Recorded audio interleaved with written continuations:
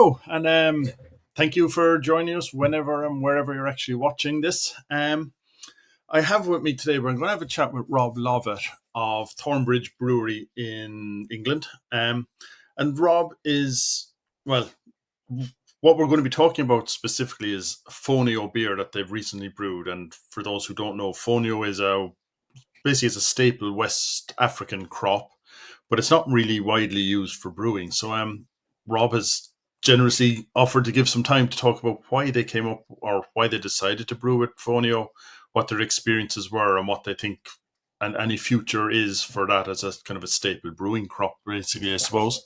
Rob, thanks a million for taking the time. I know you've been busy this morning. Yeah, as always, lurching from one disaster to the next in production brewing. Yeah. But listen, before we talk about Fonio specifically, maybe it'd be good just to give people who don't know an idea of what Thornbridge, what you are, where you're located, and kind of what you do as a brewing.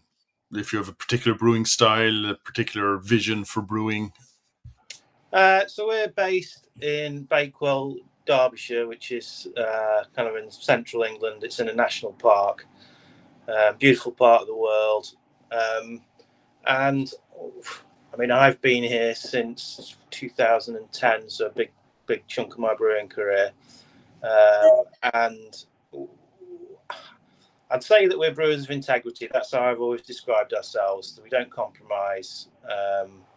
We're always sort of trying to improve and, brewing new beers, new styles, but trying to always everything be best in class. So I think when people taste one of our beers, you wouldn't necessarily often when you taste like some breweries' beers, they always taste the same. Like there's always like a hallmark, but with our beers, we sort of try and conquer every style that you wouldn't know. If it was a Belgian, a Belgian blonde ale or a Helles or a Hefeweizen or West Coast IPA. We're not renowned for one style really. Right. Yeah, because I wasn't clear. Like I'm kind of vaguely aware of you, and then I went looking at the website, and that you have quite a range. It's not like you're kind of, I guess I was looking at it as kind of like coming to what we'll come back to on the Fonio, whether there was something there that specifically, you were going off on kind of experimental beers you were specializing in, or on traditional beers, or what. But it seems you do the whole range. Yeah, and I think we're certainly not. We don't dad dance when it comes to chasing the latest style. And I think we quite firmly have a foot in each camp in terms of we really champion cask beer. Cask beer is a big part of our range, and I like to think we make some of the best cask beer in Britain, and there's a lot of care and attention goes into it. And then we do a lot of keg and small pack as well. So it's everything. So then coming back to the Fonio, then how did that come about, and where did you see that kind of, why did that fit into what you're doing, or where did the idea come from that you decided to brew with that? So it was the collaboration with Brooklyn Brewery, and we're good friends with Garrett Oliver. I don't know if you know him, brewmaster of Brooklyn Brewery in Brooklyn. And he approached us and said they were doing this project and we would like to do it. And obviously we've done great amount of respect from him. We've done collaborations with Brooklyn before, so it seemed like a no-brainer really. And It was something really interesting and different as well. Yeah, because I actually spoke to someone in Senegal who'd worked with them, and they were brewing Fonio as well. So that was my first exposure to what Fonio is. It's So for people who don't know, I mean, it's a staple West African crop, but from what I can tell, it's not. It maybe has not been domesticated as much as wheat and barley, because the grains are still very small and they're. Yeah. And I think it doesn't require any fertilizer or pesticide. It's a very sort of natural crop. Yeah. Was that? Yeah, because I guess from what I understand, like Garrett Oliver and that, they're really promoting it as being that kind of environmental crop, and that people should be using it as an environmental solution. So was that something that you were thinking about when you decided to use it, or was it just Garrett Oliver said we should try it? And Yeah, I mean, he introduced us to that side of it, and that always interests me as well. So, it's like anything for me, even with, in this country, the sort of regenerative farming and, trying to look after the land, that, I do like that side of things from a personal point of view. And, if we could, importing barley to Africa is never a good thing. And if you've got a crop there that's usable, then yeah, why not? Yeah.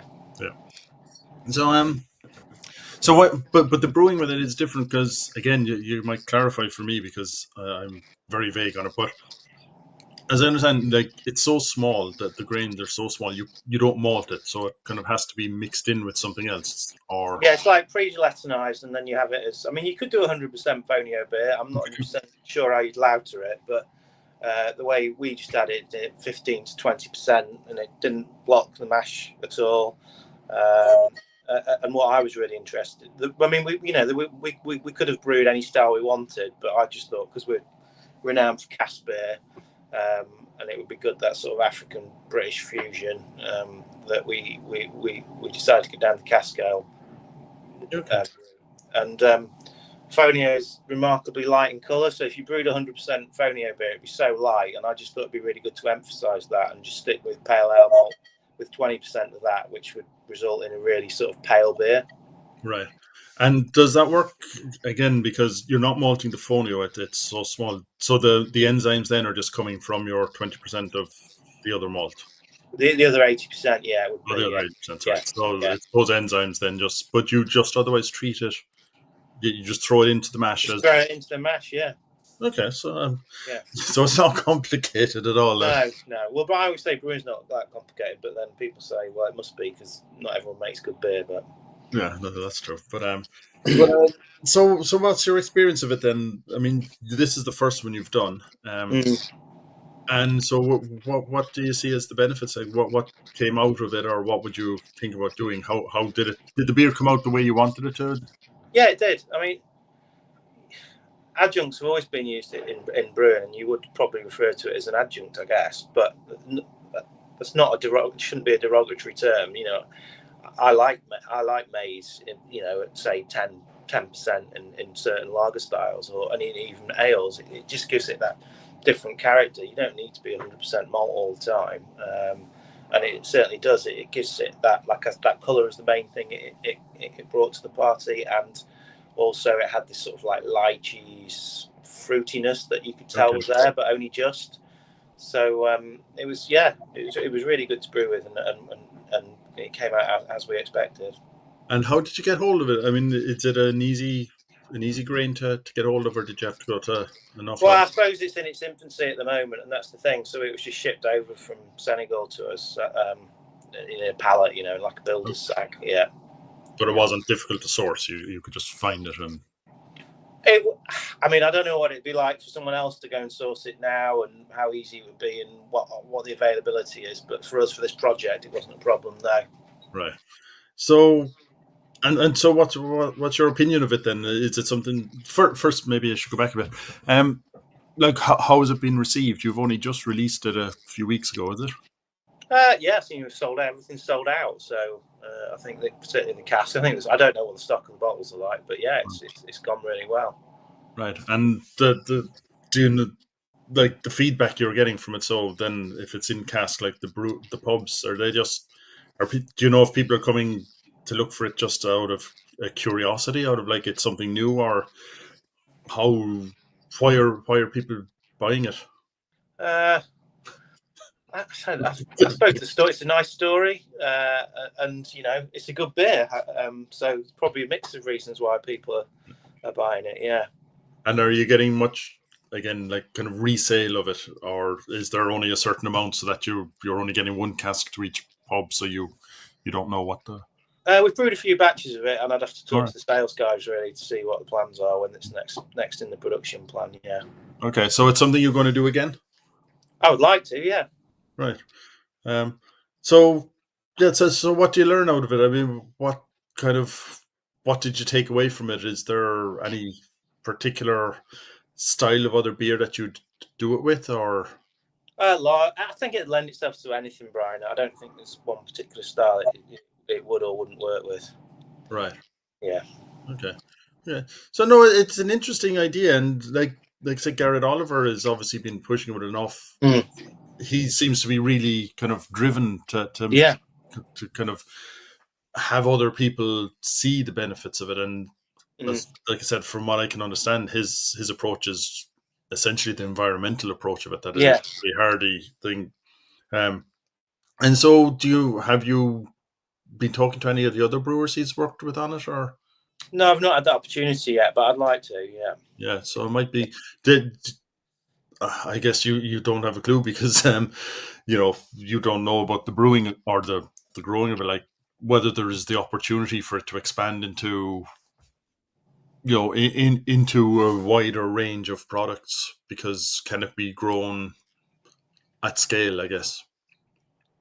I wouldn't know how to answer that question, Rob, but you'd like to hope that it would be, it would help people from of where it's from, rather than being, like I think what happened to quinoa, that ended up just being, this that grown everywhere, and commodity that, and the places where it was originally from didn't benefit from it. That would be my hope, I think. Yeah, because then it just replaces the other crops that are native wherever you're from. So, so I mean, I guess if you had any advice for anyone else who wanted to try it, what would you be telling them?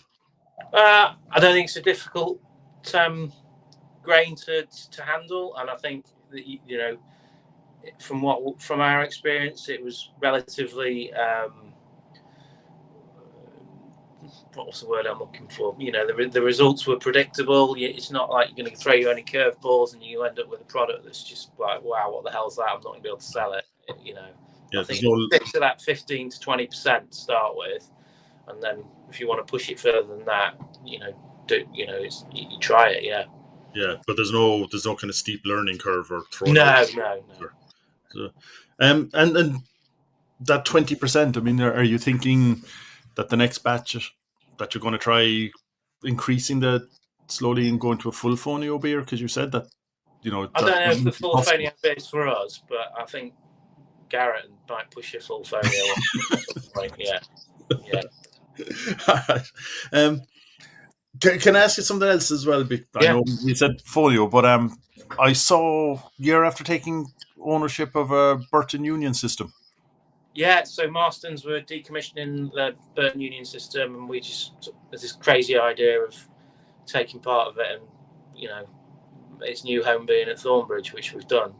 So that's been keeping us busy, and it's been a really exciting project.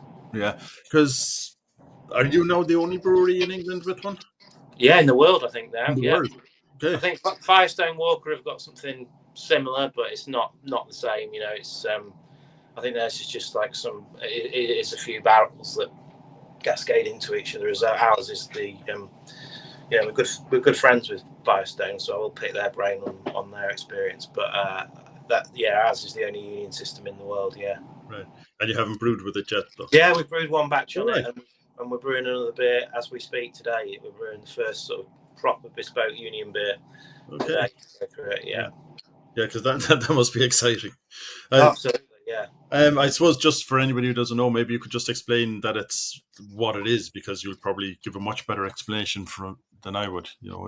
So before cylindrical, like stainless steel, cylindrical conical fermenters, we had Yorkshire squares, and we had the Burton Union system, and it's just a set of barrels. I think there was 70 odd barrels in a full set, and these are huge barrels, and after you initially start fermenting. So the beer, you pitch the yeast, and after 24 hours, you transfer this beer to the barrels, and the barrels are full to the top. And what happens is that the vigor of the fermentation forces all the yeast out the top of these like swan necks, and it collects in a trough at the top of the system, and you get this beautifully sort of clean, aerated yeast, which is great for pitching the next batch of beer with. And then when it's all died down, you transfer out of these barrels into a tank, and you process it then either into casks or for a bottled beer. Yeah. All right, I didn't. To be honest, I hadn't realized. So the main purpose of it is to recapture the yeast. Yeah, and I think not only that, it does give. It's like anything, the way that a beer is processed will, whether it's whether it's in the brew house or post brew house in the fermentation, it'll give you its own bespoke flavors, and that definitely does do that. Yeah. Right. Yeah, because that's what I thought it was for mainly. But this was, I mean, these were commonly used up to what, the 60s? I think so, yeah. Well, they were still using them at Marston's recently, but Yeah. they finally sort of did the best, and it's just the way the market went, I guess. And where do you see the market? Like Marston's will be, I mean, they're Carlsberg, so they kind of have to they have to watch, make everything work on an accountancy basis. So I guess they just couldn't make that financial thing. But you have a lot more freedom to just play with things, I guess. Well, I guess so. We do. Yeah, we do, and it's we'll look forward to see how it goes. Really. Yeah. And what are the plans? Like, how often can you brew on it, or what are the plans? How often will you be brewing on it? Well, ideally, you want to brew on it as often as possible, but obviously, you can't just start a brand from zero to so to full capacity on it. So we'll probably, this is the second time we've brewed on it, and we've had it like a few weeks now. So we'll see how it sells. Right. And are you learning anything much about it, or is it straightforward once you've done that? It's a lot of cleaning. Yeah, it's quite, and you've got to be careful with getting things infected. But this batch of beer we're brewing today is called the Union, and I know it's a broad term, English IPA, that some people claim that the Americans reverse engineered English IPA, but there certainly was beer, and we haven't got a time machine, so we can't go back in time and taste what beers tasted like all those years ago. But it's going to be 6% in cask, 7% in bottle, bags of English hops, lots of invert number 2 sugar, really beefy in in bitterness as well. Right. How much of space is this taking up? How many barrels are in it, would you say? There's 6 barrels, but it's probably 10 meters by 5 meters. Yeah, it's a substantial portion of the brewery. Yeah.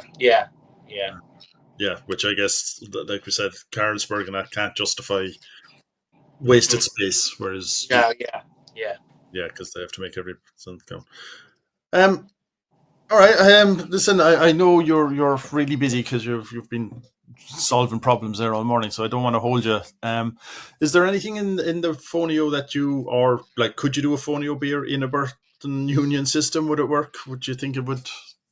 Yeah, I think you could do. Married, since we're talking about 2 topics, could you marry them easily? I think you could. Yeah, something we're not really considered, but yeah, you definitely could. Yeah. Right, that'd be interesting. And so you're, like I said, you're the only one now with the Burton Union system. So is this kind of going for world domination now in this beer that you're going to be doing? That you're going to be kind of? I don't know about world domination, but we do. We tend to do quite a lot of collaborations, and I'm sure people would enjoy brewing on them as well as visiting brewers. And how long was that system in Marston? Oh God, yeah, I'm not really good with dates, so yeah. It's been a while. I'd be guessing if I told you, but hundreds of years, I would have thought. Yeah. Okay, so and the barrels themselves are pretty old, so. Yeah, well, they renew the barrels over time, so I think these barrels are from the 90s that we've got. Yeah. Okay, so that's still a fair old time. Like, I mean, they've got character, in other words. Yeah, absolutely. So that's what you want to be kind of bringing out on your beers. Yeah, I don't think you get actually much wood from them. That's why in the wine industry they always make fresh barrels so you continue to get that wood flavour. But you'd have kind of yeast gathering there, and well, you'd hope not. I wouldn't really want to. I wouldn't guarantee it's sterile, but after every batch we scald them with hot water to get clean as best as possible. Yeah. Okay. Listen, like I said, I know you're very busy, so I'll let you go. Listen, thanks a million for taking the time. No problem, Brian. Yeah. It's been a bit of a struggle this morning. Yeah, it's just I'm not very great with it. I'm not great with IT, so but we got it sorted in the end. Yeah. All right. No, I appreciate it. I got to keep an eye. Where the Fonio beer in particular, is that being exported anywhere, or do I have to go to England to get one? I don't know. It's probably best if anyone wants to get a hand on it, just contact the sales team at Thornbridge, and or there's an email address or a phone number, and they'll let you know. I wouldn't know myself. Right. But you just brew it and drink it. Brew and drink it. Yeah, that's the one. And happy on both ends. Yeah, absolutely. Yeah. All right, listen, Rob. Thanks a million for the time. Yeah, no worries, Brian. Okay, and I'll be keeping an eye out for it, and that the old Burton Union one as well. A Burton Union Fonio. That's your next. Yeah, we'll see. That's your next challenge. We'll have a chat today. All right, thanks a million. Bye. Yeah, bye.